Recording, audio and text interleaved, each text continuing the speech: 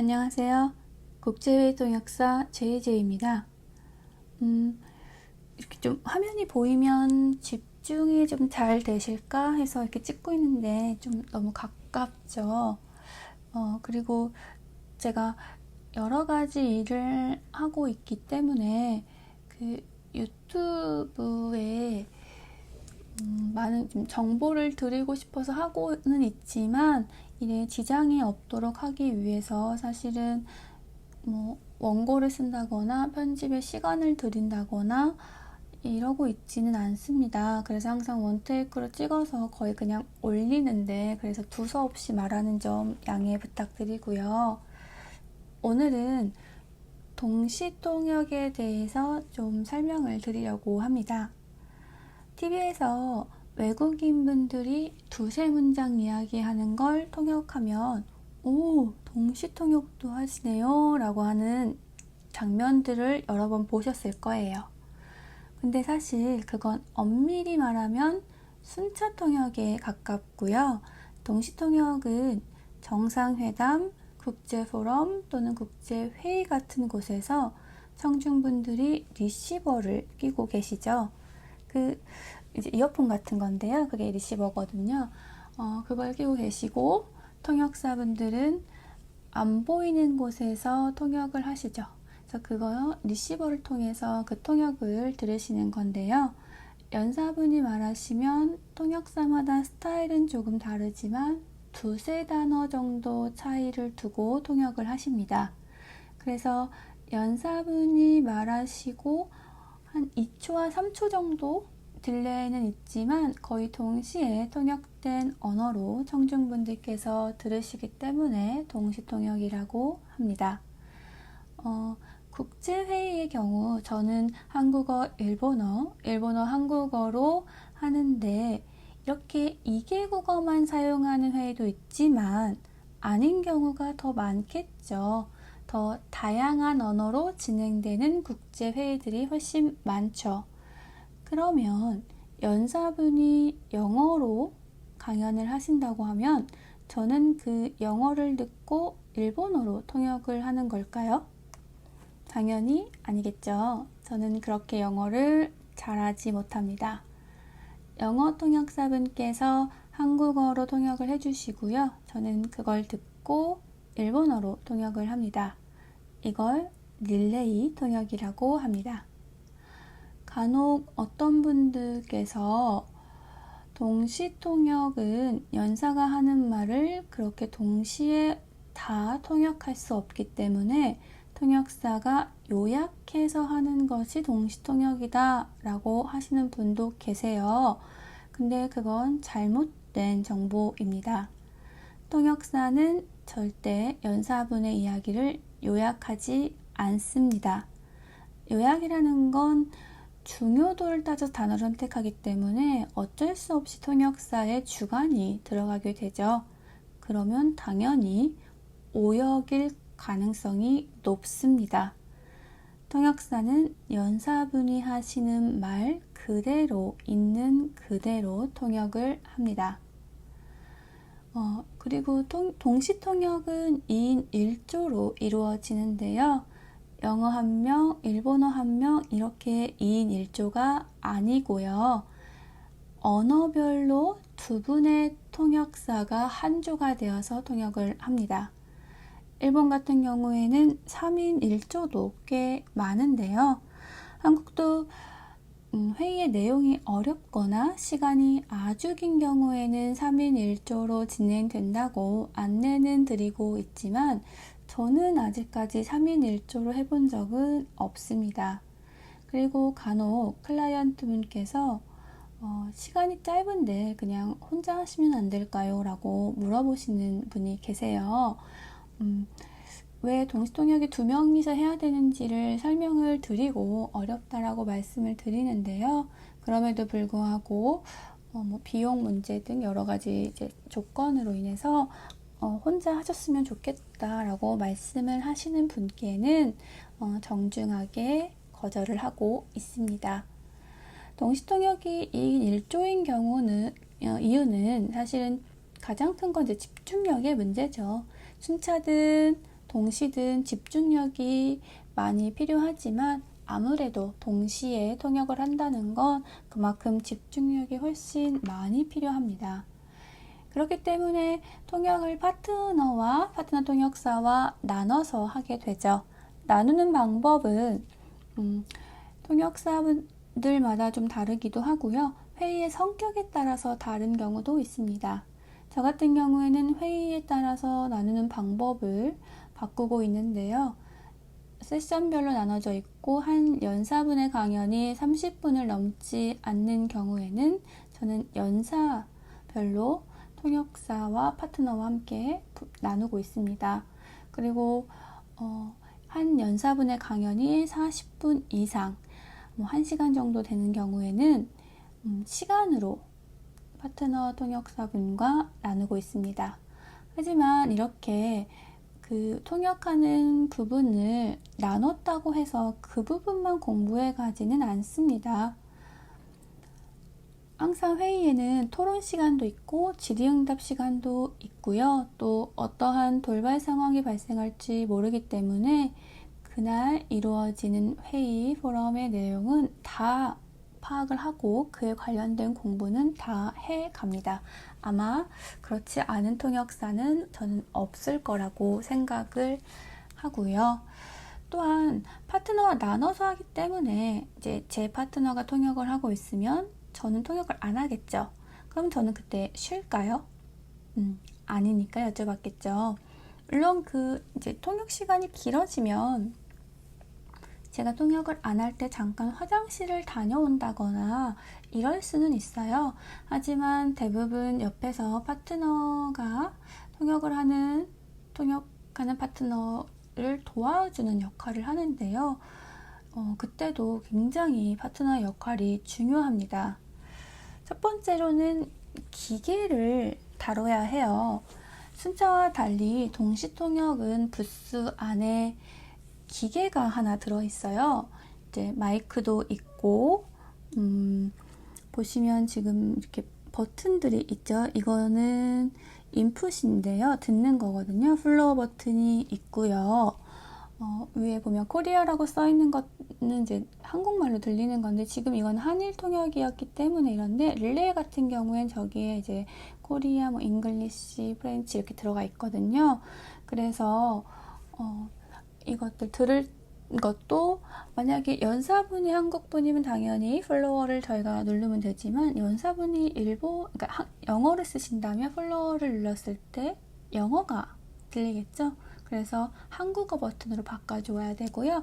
아웃풋 역시 저희가 한국어로 할 때는 A 버튼, 일본어로 할 때는 B 버튼을 눌러야 된다거나 이런 경우가 있기 때문에 굉장히 조작을 많이 해야 돼요. 특히나 연사분이 계속 강연하실 때는 초반에 하면 되지만 토론이라던가 질의응답 시간에는 일본어로 질의를 하시고 영어로 대답을 하신다거나 이러면 인풋, 아웃풋 다 바꿔야 되기 때문에 굉장히 복잡하거든요. 그러니까 통역을 하면서 그걸 하지만 미처 못 챙길 때는 파트너가 굉장히 많이 챙겨주고요.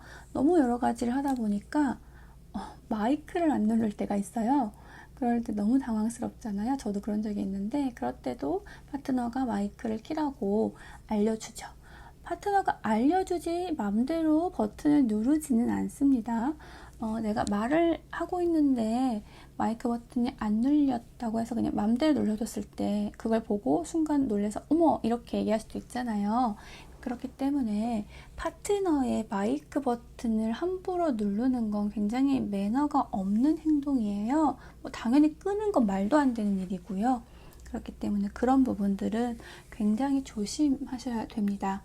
그래서 기계 다루는 것도 파트너가 많이 도와주고요. 또 한 가지는 이제 통역을 하시는 분은 듣고 또 그 내용들을 생각하고 그걸 다시 통역으로 말로 하면서 또 어떤 내용들은 적기도 해요. 특히 휘발성이 강한 정보들은 적으면서 이렇게 들으면서 적고 말하고 하거든요. 특히 숫자, 사람 이름, 명칭 이런 경우에는 휘발성은 강하지만 틀렸을 때 굉장히 큰 문제가 발생할 수 있는 정보들이죠. 그래서 본인 통역하는 사람 본인도 적지만 파트너분도 옆에서 많이 도와주시고요. 저 같은 경우에는 1년에 한 번 시상식 통역을 하는데 이제 수상하신 분들께서 감사한 분들의 이름을 말씀하시잖아요.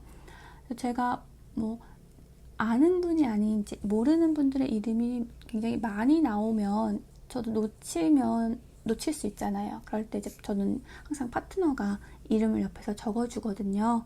그래서 그런 도움을 많이 받고 있고요. 또 자료 같은 경우에 많은 자료를 받죠. 그래서 근데 연사분들이 순서대로 말씀하시는 경우도 있지만 시간 관계상 스킵할 때도 있고요. 또는 다시 확인차 앞으로 돌아올 때도 있어요. 그래서 그 자료도 파트너가 중간중간에 또 찾아주기도 하고 확인해주기도 합니다. 파트너가 굉장히 많은 일을 하죠. 근데 여기서 끝난 것이 아니고요. 릴레이 같은 경우에는 옆에 부스, 다른 언어와 또 의사소통도 해요.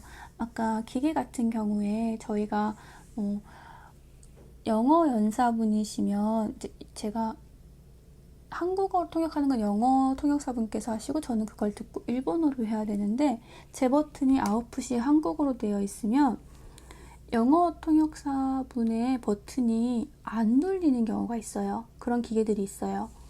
그러면 저 하나 때문에 지금 여기 통역이 다 꼬이는 거예요. 그래서 그런 경우 만약에 이제 옆에 부스에서 뭐 똑똑똑 하고 뭐 이렇게 손발짓으로 마이크나 이제 버튼 바꿔야 된다고 알려주시고 이런 것들은 통역하시는 분이 아니라 지금 통역을 안 하고 있는 파트너분의 역할이거든요. 그래서 파트너분이 굉장히 많은 역할을 하고 계십니다. 그리고 부스라고 계속 말씀을 드리잖아요. 통역을 하기 위해 동시 통역은 아무래도 외부의 소음 같은 게 차단되어야 되기 때문에 이렇게 방처럼 부스를 설치하기도 하고요. 어떤 곳은 아예 통역실이라고 해서 그 안에 이제 방처럼 사무실처럼 원래 그렇게 되어 있는 곳도 있어요. 저도 한 두세 군데 정도 그런 곳에서 해봤는데요. 뭐 킨텍스면 킨텍스, 코엑스면 코엑스 그런 곳에도 그런 부스 통역실이 있는 이제 회의장이 있고요. 전시장 큰 곳은 아예 이렇게 통역실이 없어서 임시로 부스를 설치해야 되는 경우도 있어요. 근데 사실은 한국은 아직까지도 부스는 임시로 설치하는 경우가 훨씬 많은 것 같습니다. 그리고 부스의 경우는 모든 부스가요, 뭐 통역 룸이든 부스든 앞면 그리고 양쪽 면이 유리로 되어 있습니다. 왜냐하면 앞에는 당연히 이제 그 강단을 봐야겠죠. 연사분이 계신 곳. 보통 이제 행사장을 들어가시면 문에서 보이는 정면에 무대가 있고 그 맞은편 이제 문 쪽 있는 쪽에 부스를 설치하게 되는데요. 저희가 자료를 받긴 하지만 못 받은 자료가 있을 수도 있고 또는 연사분들의 행동, 무대에서 일어나는 행동들을 이렇게 다 봐야지 정확한 통역이 이루어질 수 있거든요. 그래서 그렇게 앞에도 유리가 되어 있고요. 양쪽 옆에가 유리로 되어 있는 건 아까 말씀드린 것처럼 릴레이 통역인 경우 옆에 다른 언어들과 의사소통을 해야 되기 때문에 그렇게 되어 있는데요. 되게 재밌는 일 중에 하나인데 제가 이제 지금 보시는 이 행사장에 사람이 굉장히 많잖아요. 여기를 좀 정기적으로 하는 통역인데요. 사람도 되게 많긴 한데 처음에 여기를 갔을 때 부스가 정말 입구 바로 앞쪽에 있었어요. 근데 이제 왼쪽은 이제 릴레이 통역이었기 때문에 다른 언어의 부스가 있었고 오른쪽은 이제 비어 있잖아요. 그러니까 오른쪽과 앞은 사람들이 왔다 갔다 하죠. 근데 이제 통역을 많이 보신 적이 없는 분들은 이게 지금 뭔지를 모르시고 안내소라고 생각을 하시는 거예요. 사람이 두 명이 이렇게 앉아 있으니까 그래서 오셔가지고 문은 닫혀 있고 안 들릴 거라 생각하시니까 손발짓으로 여러 가지 물어보시더라고요. 뭐 화장실이 어디 있어요? 이건 어디다 버려요? 이건 어떻게 해요? 하시는데, 뭐, 그때는 제가 항상 통역 시작하기 최소 1시간 전 이상에는, 1시간 전에는 가거든요. 그래서 이제 준비하는 시간이었기 때문에 뭐 당황스럽지는 않았고, 그냥 저희는 잘 모른다라고 말씀을 드리기는 했는데요. 그래서 오른쪽은 저희가 종이로 이제 스카치 테이프 붙여가지고 막고, 앞쪽은 이제 강단이 딱 보이면서 저희 눈이 이렇게 안 마주칠 수 있는 고선까지 저희가 이제 용어 정리를 해가는 종이들이 있거든요. 그거를 이렇게 붙여서 했던 기억이 있습니다. 그리고 이렇게 사람들이 많고 그 부스에 단이 없는 경우에는 앞에서 이렇게 관객분들이 왔다 갔다 하시거나 그 앞에 딱 서가지고 이렇게 그 행사를 관람하시는 경우가 되게 많아요. 그래서 부스 설치하시는 업체분들께서 계속 그 앞에서 여기 계시면 안 된다고 많이 도움을 주십니다. 그래서 그 부스 설치하시는 이제 음향이라던가 이거 하시는 분들도 굉장히 도움을 많이 주시고요. 되게 감사한 분들입니다. 그리고 지금 보시는 거 보면 제가 저번에 갔던 곳은 이렇게 부스와 행사장이 다른 층에 있었어요. 그러니까 당연히 그 행사장 자체를 못 보는 거예요, 저희가. 그래서 그 업체 측에서 카메라 설치해서 행사장을 모니터로 볼 수 있게끔 해주신 곳입니다. 그리고 사실 부스가 임시로 설치한 곳은 그렇게 크지 않거든요. 제가 한 160이 좀 넘는데 완벽하게 딱 서 있지 못했던 것 같아요. 대체적으로 거의 모든 부스가 제가 그렇다고 허리를 완전 숙인 건 아니지만 살짝 허리를 숙여서 움직였던 높이인 것 같았고요. 크기는 제가 크기 감각이 없어서 몇 평 이렇게는 말씀을 못 드리겠고, 딱 들어갔을 때 한 발짝 딱 발 디디면 거기에 의자가 2개 있고 그 앞에 2명이 사용할 수 있는 책상 하나가 있어요. 딱 그 정도 크기인 것 같아요. 그리고 부스 안에는 이제 지금 말씀드린 것처럼 의자, 그다음에 책상 위에 이제 스탠드 2개씩 이렇게 놓여 있거든요. 그리고 콘센트가 있죠. 그래서 콘센트에는 통역사분들이 가져가신 노트북이나 뭐 아이패드 이런 거 충전할 수 있게끔 되어 있고요. 부스 설치하는 업체 측에서 이어폰도 항상 구비를 해주세요. 그래서 거기에 이어폰도 있는데요. 저 같은 경우에 조금이라도 좀 잘 들어보려고 그 노이즈 캔슬 되는 보스 헤드폰을 쓰고 있거든요. 그래서 저는 따로 가져가긴 하는데 좀 바꾸려고 생각 중이에요. 헤드폰을 썼더니 한 8시간 통역을 하니까 귀에 땀이 차가지고 그래서 좀 바꾸려고 지금 생각 중이긴 한데, 거기서 주시는 이어폰을 쓰셔도 되기는 한데요. 이어폰 하나 그래도 준비해 가시는 게 좋은 건, 제가 어떤 곳을 갔더니 헤드셋을 준비해 주셨는데 약간 눌려가지고 귀가 좀 아프더라고요. 그래서 제가 가져간 걸 썼거든요. 그래서 그런 경우도 있고, 또 부스가 많이 덥습니다. 그래서 당연히 에어컨 바람은 많이 안 들어오고, 그 안에서는 선풍기나 부채질은 절대 할 수가 없죠. 그런 바람 소리들이 다 마이크를 타고 청중들 귀에 들어가기 때문에 절대 뭐 미니 선풍기나 부채질은 할 수가 없어요. 그래서 겨울보다는 여름이 조금 더 힘든 것 같은데요. 저는 다행히 더위를 많이 안 타는 편이라서 그렇게까지 힘들지는 않았어요. 근데 가끔 굉장히 좁은 곳에서 계속 통역을 하시니까 좀 그 폐쇄공포증 같이 그런 걸 느끼시는 분들도 계시더라고요. 근데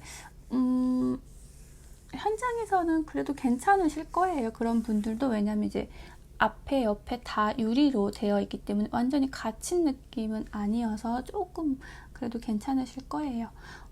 학교 부스는 이제 옆면이 좀 막혀 있는 경우도 있긴 하기 때문에 그래서 좀 더 폐쇄공포증 같이 느끼시는 분들도 계시지만 그거는 괜찮을 것 같은데 더위를 많이 타시는 분들은 조금 그 부분이 힘드실 수 있어요. 그리고 지금 이제 부스랑은 별개의 얘기인데 동시 통역을 할 때 다른 것보다 이제 원고 자료는 당연히 미리 받고 공부도 해가지만 안 주시는 분들도 계시긴 합니다. 여러 가지 사정이 있으니까요. 근데 원고 같은 경우에는 강연이 시작되기 직전까지도 좀 확인을 하는 편이에요. 왜냐하면 이제 원고를 가지고 계신 분들 대부분 이제 축사, 폐회사, 그다음에 개회사 이런 경우거든요. 그래서 원고가 있다고 해서 통역이 쉽다는 절대 아닙니다. 뭐 학교 다니면서 그런 경험들을 굉장히 많이 하셨겠지만 또 하실 거겠지만 동시를 시작했을 때 굉장히 당황스럽거든요. 내가 이렇게 한국말도 일본어도 외국 비언어도 언어도 이렇게 못하는구나 라고 느끼고 안 들리는구나 이렇게. 근데 그렇게 늘 좌절을 하다가 어느 날 교수님이 원고를 주시죠. 그러면 갑자기 마음이 엄청 든든해져요. 오늘은 잘할 수 있겠다. 이렇게 원고가 있는데 이건 못할 수가 없어 라고 하고 들어가죠. 근데 그날도 어김없이 못하고 나오죠. 왜냐하면 원고에 집중하는 순간 이제 강연자의 말이 안 들리거든요. 우리가 이제 노래 들으면서 책을 읽는 거랑 마찬가지 원리인데 처음에는 노래가 잘 들리지만 책에 집중하는 순간 노래 몇 곡이 지나갔는지도 기억이 안 나잖아요. 귀에 안 들렸잖아요. 그게 비슷하게 원고에 집중하는 순간 강연자분의 말이 안 들리는 게 되더라고요. 그렇게 되면 강연자분이 그대로 읽으실 때도 있지만 시간 관계상 뛰어넘거나 또 아니면 많이 생략하시는 경우가 있잖아요. 그러면 저희는 원고대로 통역을 했다 했을 때 거짓말을 하는 거거든요. 그건 통역이 아니잖아요. 제대로 된. 그래서 저는 원고는 사전에 받아서 공부를 하고요. 통역을 할 때는 최대한 원고를 안 보려고 하는 편입니다. 단 원고 그대로 읽으시는 연사분도 계세요. 그럴 때는 원고를 좀 보면서 하셔야 돼요. 왜냐하면 그냥 말을 할 때는 다음 말을 이렇게 생각하면서 하시기 때문에 천천히 말하시기도 하지만 원고를 읽으실 때는요, 이제 가속도가 붙거든요. 그러다 보니까 굉장히 말이 빠르셔서 원고가 필요한 경우가 꼭 있고요. 그래서 정말 시작하기 직전까지도 원고를 확인하는데 원고가 없다고 하셨는데 갑자기 이제 단상에 올라가셔서 가슴에서 이렇게 원고를 딱 꺼내실 때 부스 안에서 식은땀이 쭉 나죠. 그래서 항상 직전까지도 복사할 곳이 없어서 저는 한번 핸드폰으로 사진 찍어도 되냐고 여쭤보고 사진 찍어서 한 적도 있었어요. 그렇기 때문에 항상 원고는 확인을 하시되 그래도 원고에 너무 의존하지 않으셨으면 좋겠고요. 동시에 관한 이야기는 이 정도 해드리도록 하겠습니다. 또 내용 있으면 업로드 하겠습니다. 감사합니다.